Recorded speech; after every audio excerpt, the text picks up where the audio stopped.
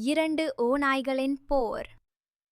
முன்னொரு காலத்தில் ஒரு முதியவர் தனது பேரனுக்கு வாழ்க்கையைப் பற்றிய ஒரு பாடத்தை கற்பித்துக் கொண்டிருந்தார். அவர் சொன்னார், மகனே, நம் ஒவ்வொருவருக்குள்ளும் ஒரு போர் நடந்து கொண்டிருக்கிறது. அது 2 ஓநாய்களுக்கு இடையே நடக்கும் ஒரு பயங்கரமான போர். அந்த 2 ஓநாய்களில் முதல் ஓநாய் என்பது தீய குணமாகும்.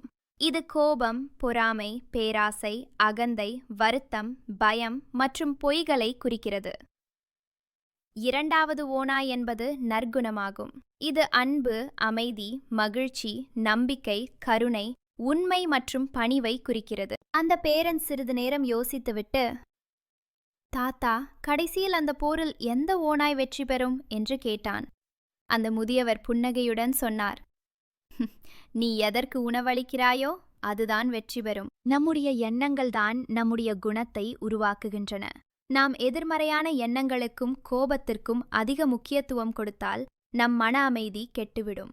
மாறாக நல்ல எண்ணங்களையும் கருணையையும் வளர்த்து கொண்டால் நம் வாழ்க்கை மகிழ்ச்சியாக மாறும். நமது அன்றாட வாழ்வில் நாம் சந்திக்கும் சவால்களில் எந்த ஓநாய்க்கு தீனி போடப் போகிறோம் என்பதை நாமே தீர்மானிக்கிறோம். வாழ்க்கையில் வெற்றி பெறுவது எது என்பது நம் தேர்வை பொறுத்தது.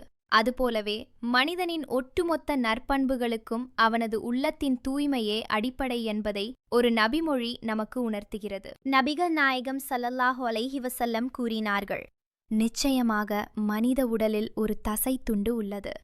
அது சீராகிவிட்டால் உடல் முழுவதும் சீராகிவிடும்.